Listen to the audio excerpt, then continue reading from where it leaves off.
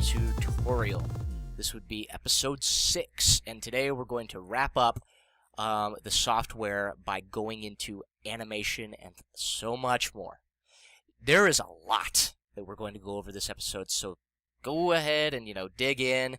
And this is actually probably going to be the most important episode as well, because it's going to cover so much ground. Alright, it's been very fun with frame by frame until now, which requires very little usage of the software. This is where we get heavy into learning the ins and out of Toon Boom Studio and its other facets, okay?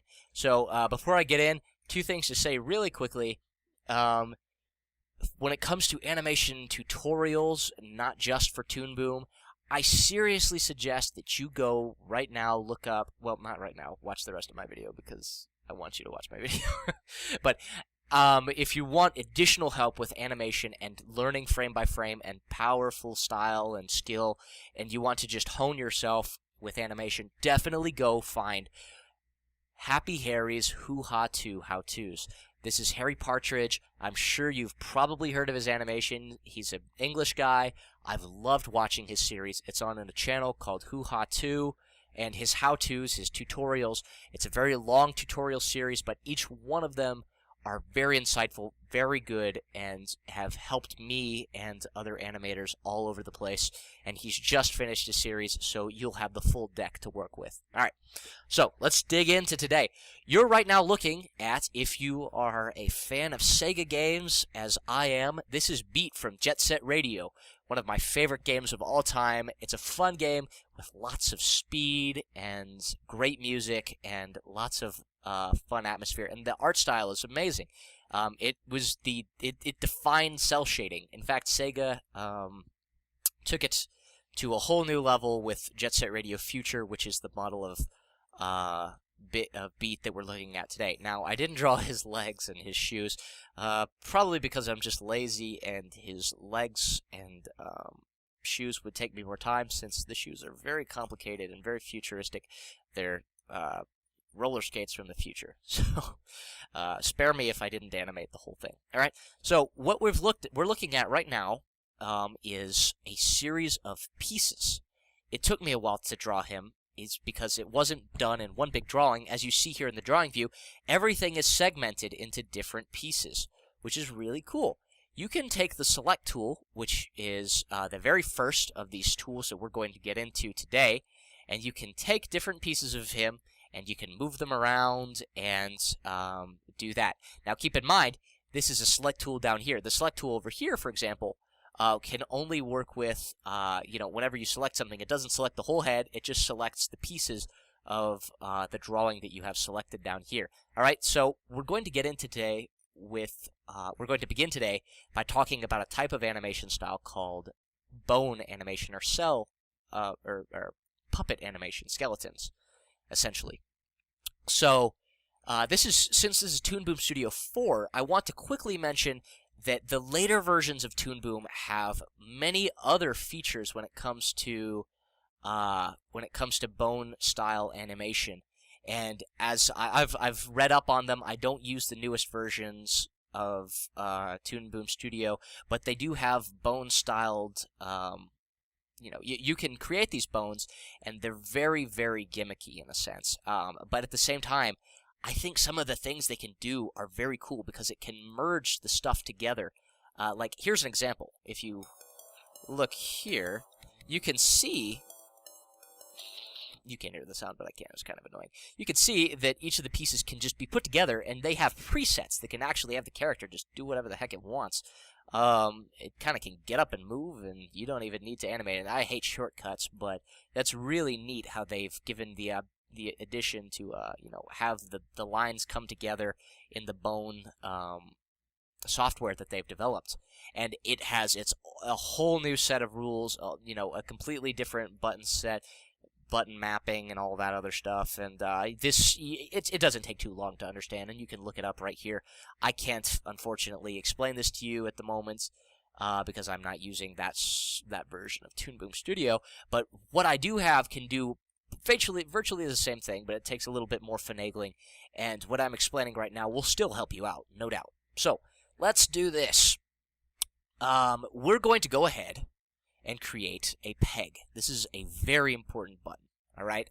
The peg is it kind of works like a folder, all right? So I can select all of these things and drag them into this peg. I'm just going to go ahead and drag all of them. You can actually highlight your drawings down here, and you can, yeah, I love Toon Boom. You can just put them right there, all right? And so now the whole thing is a part of this peg. I'm going to rename this peg the beat, which is the name of the guy I've drawn here, the beat peg, all right? And so now you can see the whole thing is selected. When I select it, I'm selecting the whole thing and not just individual pieces, all right? So I can take beat, and I can effectively shrink him down. Oops. Shrink him down, position him. The select tool is mainly for positioning and, getting things to the size you'd like. And that way you don't have to worry about, getting all that right in the drawing view here, okay? Which was on lights, kind of odd. All right, so I'm going to go ahead and get him into a manageable size for the drawing thing we got going on here. This is your camera view, by the way. Which I went over beforehand. So this is a brief introduction to those wonderful pegs that I just mentioned. Now, I can take these pieces, and they still kind of do their own thing. I can add more pegs, though, to kind of create a skeleton of this character. So let me add in another peg. I'm going to call this peg left arm... Oh, silly me. Left arm peg, okay? So now what I can do is I'm going to drag my left arm stuff into here. Now, I know that that's his right arm, but, just for the sake of complication, the phone is ringing, people are talking. My God, I'm trying to do a tutorial here. So all of the stuff's been dragged into the left arm peg here. So what I can do now is, yay, I can hold the whole arm exactly as before, but now let's get into some of the other positioning stuff. Now, not only can I move things, I can also rotate things. So this little blue circle here, which is within this red circle, you can usually find it somewhere in this camera drawing view. It's around. You just gotta hunt for it sometimes. You can drag it to the points, to the joint, and you can rotate and move. And look, this is really cool. I think I did a good job with this character. You want to spend a meticulous amount of time drawing your character and making sure he looks ready for the animation, because you're going to be you need to have him look good as he's swinging around and stuff like that. So we've just created a joint, okay? And there are other technical terms. I believe they change it in the newer versions of Toon Boom, but whatever. Now we're going to make it even more complicated. Yay! We're going to add in another peg, and we're going to name this left forearm peg. Okay? And now what we're going to do is we're going to drag, you guessed it, the left forearm and the left hand. Now, the hand is under there, so don't forget, you need to have things I forgot to go over that, actually. As you can see, things are put in a specific order going down. And obviously, the higher up, that means the higher up in the animation they'll be. So, to make an example, let's look at the head and the neck, okay? The head is above the neck in the order of things down here. But if I were to move the neck upward, you would see that the neck is above the head, and we don't want that. So you need to have things in the specific order and have things laid out correctly, okay? Now, you're going to see a bit of this in a second here, because this can, it depends on how well I did drawing this character whenever I try to get too jointy here. So we're now moving the left forearm, okay? Now, it looks pretty good. Yeah, the line kind of juts out a bit. That probably wasn't the best drawing on my part. But as you can see, here's how I drew this. I had the line stop, and then I went lineless for the rest of this to kind of, that's sort of the way that most people do it. And, you can adjust it a bit so that the lines look a little nicer. And now we've got him, we have him able to do that. And you can go into the hand here, and you can take the little piece there, and you can have him, I don't know, kind of look, if I were to adjust this better, it could look like he has his hand on his side.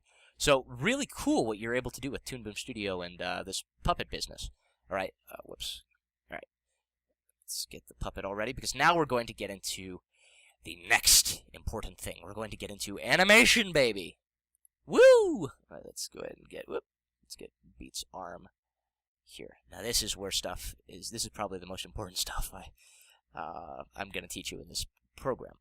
And the next extremely important hotkey. Now let's just go over what we've explained. Z and X are your zoom in and zoom out. When you're drawing something, K is how to see your invisible lines. Okay, great for shading and all that. And now I'm going to teach you how to add a keyframe. Okay, so let's take a look right here, and we're going to press I.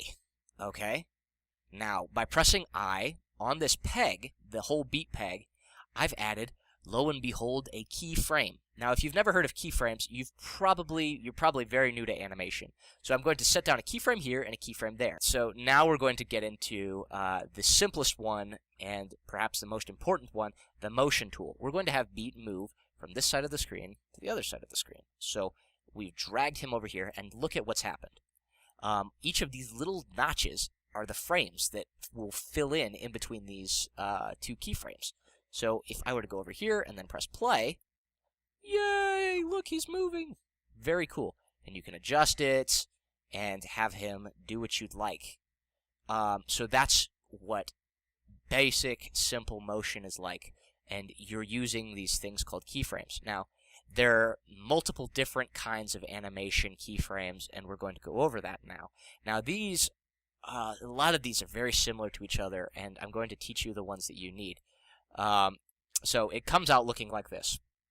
We have select, transform, rotate, scale, and motion. Okay, there's also a skew here, which no one's ever used, so don't worry about that. Now, select and transform are very similar, and sometimes select, I was just trying to create two keyframes with the select tool. Sometimes that doesn't work. Transform most always does, and now let's go over that. I'm going to now, let's go ahead and get rid of these keyframes that I was using earlier with motion. Using this, I can come here and make two transformation keyframes. Select. Using the blue circle is the point of interest whenever you're using these things. And now I can, drag him, and as you can see, he's going to get bigger. He's coming too close. And you can make him smaller. You can also squash him. So I'm going to make him smaller and squash him, so he kind of looks like he's transforming like a transformer. You can have him squish, you can have him stretch. So the possibilities you can use with this stuff is pretty simple, laid out forward. With Flash, like I've said, I'm very new to Flash and know very little about tweens, which is the Flash equivalent to what I'm doing right now. But it's not as thorough and in-depth as this stuff, and I'm going to get into that in a little while with the function editor. All right. I hope I'm not overloading you guys. So we've gone over select, transform, and motion, okay? So now we're going to go over rotate, all right? Now let's go back to our nice little arm peg hierarchy that we've created over here. Our left arm, we're going to go and lay down a rotation keyframe and then a rotation keyframe there. Don't forget I. Never forget I is how to set a keyframe, okay? So we have position 1. And then we have position 2. Now this time the little thingy is green, and I don't know why the arm decided to move. It does that sometimes, but I was really hoping it wouldn't. Gee. Have we removed all keyframes? Well, shoot. I think it's because I did something a little while back. Yeah, here we go. Here we go. Now I can... Alright, so maybe the arm is not playing nice. I played around with this thing a lot before I got started, and probably messed something up. It can get a little annoying at times. Let's go to the forearm instead. Maybe that'll play. Yay, the forearm's going to play nice with us, guys.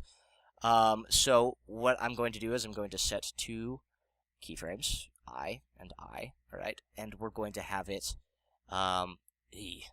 yeah, with the green, it's going to stick and stay, so you want to have that set best, okay? And we're going to have his arm rotate. So now he's doing the robot. I'll give him points for it. I don't know. So he's able to rotate like that. That's how you do the rotation tool. Also, you can do multiple different keyframes at once. So, for example, as you can see, the black line isn't where it needs to be. So we can adjust that by adding in a motion keyframe by clicking on the motion button and then pressing I where it needs to be at the keyframes. And we're going to adjust it so that it's moving while it's rotating so that we get it nice and perfect. Yay. So his arm is doing what it should be doing, and that's essentially how you do this stuff. Now we're going to get into the cool stuff, and this is going to be the function editor, okay? So let's go ahead and get rid of our rotating arm here. And let's go into our function editor. Now, you have to select the drawing and the important thing you want to do. Let's go ahead and make a motion here. We're going to have beat once again move from left to right. Okay? And now we're going to see the real advantages of Toon Boom over Flash. Okay? So we go to our function editor here, and we're going to go to, see, I have it set on rotation. There are two real things you need to know about these. There's a drop-down menu here, there's velocity, and then there's rotation. They're right next to each other. This is important. And essentially what we're doing is we're creating velocity. Now, the point of bone animation, whoops, should have gone to velocity. The point of bone animation is to try and simulate a human skeleton. And as we all know, people don't move at a very, like, as you see these notches, everything moves at a constant rate. If you've ever paid attention in science class, you know that things don't move like that. Things accelerate and decelerate. Things slow down and speed up. Okay? So what the function editor does is create a graphical example of this type of motion. Okay? And if you want to get technical, the x-axis is your frames, and the y-axis is the percentage of the animation animated. Okay? And you don't need to know. That's if you're already lost and you're like, oh, I didn't pay attention in physics. Do not worry. So we're going to provide some examples, and they're basically explained to you in Toon Boom. You have right now a line. It's straight. You're going from one place to the other in the fastest, in you know, the simplest type of way. Okay. So what we're going to do now is we're going to go ahead and select this type of thing. It's extreme ease in and out. So what we're doing is we're going to have him ease in and ease out. And you can even see before I even press play that what's happening is that these frames are favoring the first keyframe and these frames are favoring the second keyframe. Okay? So what's going to happen is he's going to ease his way up to a nice speed and then he's going to slow down. Okay? Watch what happens. And that's how it works. Easy as that. Okay? Pretending he's on roller skates. And what's great about this function editor is that you can edit this and adjust it a million different ways, giving you so many possibilities. So you can have him speed up and slow down less. You can have him pretend like it's climbing a hill. If he spends most of his time at the bottom of the hill, he's spending most of his time at the first keyframe. And then he makes a mad dash up the hill at the end. So he's going to launch himself and then stop. Okay? You could also do it where first thing he does is climb that dadgum hill, and he's going to just launch himself and then slow down. Okay? Now, so many different things you can do. You can have him launch his way out and then kind of have some hang time in the middle. This is gonna see, look how the frames are all like that. I love the notches are included in there. Flash does not have anything like this, folks. You can have a little hang time like that. Now, it looks kind of simple like this, even. I mean, if you can imagine, we're just doing a simple movement here. But you can have, for example, a run cycle, which is a bunch of, like right now, all of these frames, it's just the exact same frame. None of the drawings change, but if I were to have animated a run cycle, which is a character running in place, I could have him, I could animate him moving across the plane. Basically, he's sliding over the terrain, but it's simulating the effect of running, and that's how people animate running animations. And using the function editor, you can have him speed up, slow down. You can go in here, and even in the function editor, add in new keyframes. So, say I want him to have this is not going to be, this is going to look terrible. I'm giving you the heads up, but I'm just showing you some stupid examples of what you can do. You might want him to, I don't know, do that, and then come over here and do that, and now he's gonna do something really crazy how he moves. Look at how that looks right there. You can and it really isn't that hard after you get used to it. So let's go ahead and play it, see what it looks like. Looks ridiculous, but you have so many options when it comes to this stuff. Now, I've basically explained to you the fastest way of explaining animation in Toon Boom Studio to you. And you can go in here and do your robot movements, and we're trying to simulate movement. This is how you puppet animate. And a few tips for people that want to animate like this. You should listen when I say that people change, and you can't have everything be the exact same drawing. Like, watch what happens, for example. Let me give you a solid example of this. I'm going to have his arm move like this. People's hands don't stay like that when they move their arm above their forearm. It's not right. It just ain't. So you're going to have to draw a different arm as the thing's moving up. And also, people kind of don't swing their arms out around like this. You're going to have to do a little bit of frame by frame if you want to have this stuff look great. Okay. Also, if you want to do anime, some people think that they can do anime like this. It does not work like that. It's all frame by frame for anime. Don't know why I felt like explaining that. Just did. The phone is ringing. People are talking. I'm trying to do a tutorial. Jeez, the nerve. Now, what else can I go over really quickly? For bone. Yes, I drew the mouth as a part of the head, although you would probably want to have the mouth as a different drawing and draw different mouths to lip sync, which is, having the mouths match a voice, okay?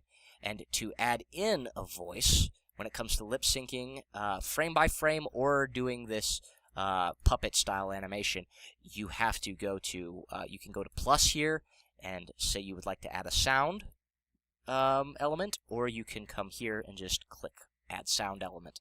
And sound elements are purple. That's just the color. I don't know. And I could come in here and import a sound file, and I don't really feel like dredging up something, but it's that easy. If you're animating between scenes, like this was last week's animation, yay, you wanted to have the sound carry over from one scene to the next, all you have to do is just have the sound end. The sound's going to continue extending beyond the end of the animation. All you have to do is just select the rest of the sound, cut it, and then paste it into the next scene, okay? And you can add scenes to keep your animation going, and I don't know if I went over that in previous previous tutorials. Hopefully I did. I better have. Anything else to talk about before I get into some of the cooler functions of Toon Boom? I think we're good. Pal. Alright, so what I've drawn for you today as to help the tutorial, I drew this stupid little building to accompany this background that I'm using in a future animation. So we're going to talk today about these two side views. These two other views, the side view and the top view, okay? So what we're looking at right now, when I click side view, is picture we're in a room, alright? And the side view is us looking at a camera. Pretend there's a camera sitting on a tripod here, and it's projecting. This is its field of vision. It's looking out this way, okay? And here's the floor right here. It's sitting on the floor, and everything that falls within its parameters of view is going to be included in the animation. The top view, now we're pretending that we're looking from a bird's eye view down on the camera here, and everything that's coming out here. These little drawings right here are all of the different little drawings we got going on down here, okay? Now, what's really great about this is that we can take the camera, which is also in our timeline. The camera's always been here, if you've been paying attention in the other tutorials. We haven't done much with it. Now today we're going to do some stuff. You're going to have to add a peg to work with the camera, as you cannot add any kinds of keyframes to a camera. You can add keyframes to a drawing, and you can add keyframes to a peg, but you cannot add keyframes to a camera. So you have to put on a peg there, put it in a peg, okay? And what we're going to do now is we're going to do some motion, okay? So what we can effectively do is we can go here, and we can go, oh shoot, we should stop skating, beat. Go here, and we can go here, okay? And what we can have now is we can zoom in and zoom out, okay? You can do it in either the top or the left or the side view, but you can essentially do a zoom in, all right? Don't forget the box right here.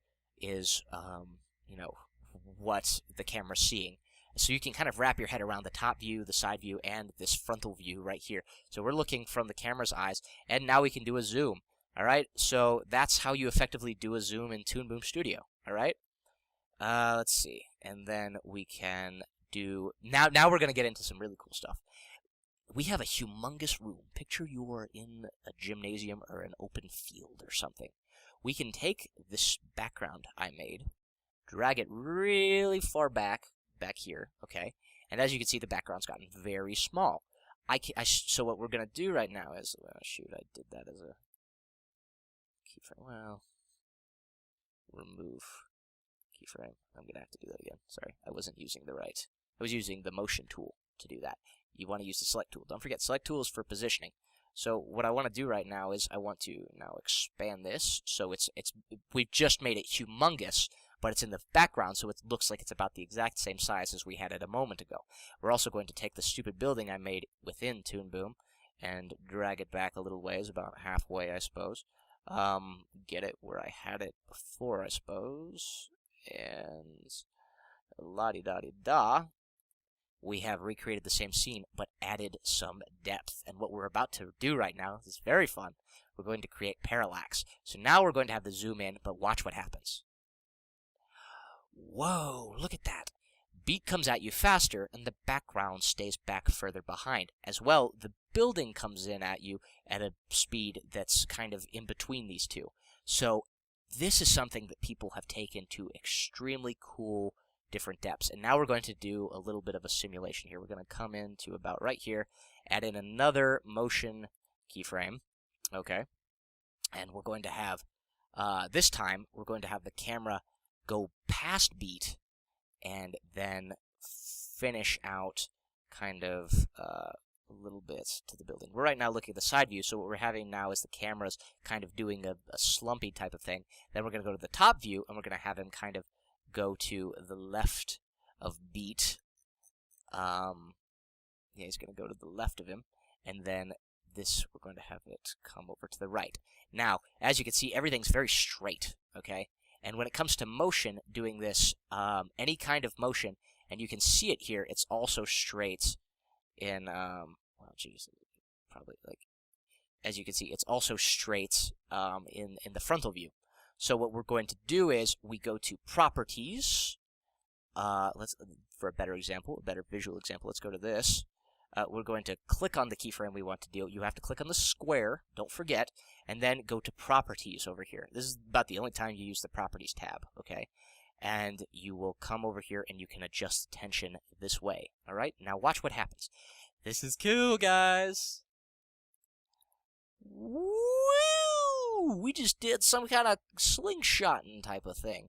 And you can play around with this to your heart's content. Ain't that wild, okay? And I've seen people take Toon Boom to such cool depths. You can go ahead and you can import images. I've seen people recreate the New York skyline and just have the camera fly its way around the buildings of New York. I forgot to also mention you can import things from Photoshop. You can import pictures of any kind, vectors. All you have to do is just, go to an empty frame and click Import and Vectorize from File. And people have taken this to such cool lengths. You can also use those things for bone animations. I remember I had a person who wanted to know about that. Wink, wink. I know who you are. And what else? Now that we've effectively talked about all this cool stuff, you can also go into the function editor, and you can play around with these lines here, and you can, affect the speed. I don't know. This is gonna look dumb again. And now we're going to talk about the very last things. We're going to wrap up Toon Boom Studio, guys. The other things you can add, as you see, there are different things you can put into this. You can have an image, sound, peg, camera, media, and then we have the color transform effect, clipping effect, drop shadow effect. I primarily use the color transform effect, but all these things also have their own explanations. I won't go over them. You can look them up. The color transform effect is a good example of what you can do to make things invisible and transparent. Everything's going on right now. I'm just going to go ahead and remove all keyframes to keep things still. Alright, so this is a color transform effect. You have to drag stuff into it, so I'm going to drag the beat peg onto it. Alright, and now what I can do is I can have him. This is the second time you use the properties. I know I said that that's the only time you use the properties, but now you can use it to channel the alpha. So he can, now I have him fade in. Okay, very neat. You can have him change color, which is really fun. For people, like, for instance, if you want something to look like it's getting hotter, you can make it look more red. You can adjust the channels, like I just made beat more red over time, like maybe the sun is shining on him. This can be taken to so many different ways. I love how this is all available to you. Also, you can add in, this is a really stupid tool. Let me get rid of these backgrounds so I can make an example with our paraplegic beat right here. Let's get beat off of this color transform effect. We don't need it anymore. We've explained it. Let's go ahead and this time add a drop shadow effect. I can see drop shadow effects being much more easy to work with a bone style animation than a pegging style animation, but you can have, you can have a shadow drop down and you can adjust it to his paraplegic legs and fall where you would like to have it. And whenever you have motion, it will follow the suit of the shadow will follow the suit of what's going on here. I appear to have not selected the peg. I was just using this. But ain't that cool? See, look, it's got a little shadow. Toon Boom is so cool. God dang, I'm blessed to have this software. Oh, I'm sorry. Other things. Yeah, let's go ahead and wrap up Toon Boom Studio, guys.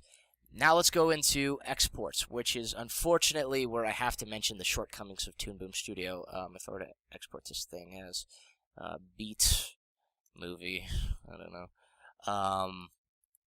You can export things in these following formats and then go into options to adjust them. You can export as a Flash movie, a QuickTime movie, an AVI, a DV stream, and an image sequence.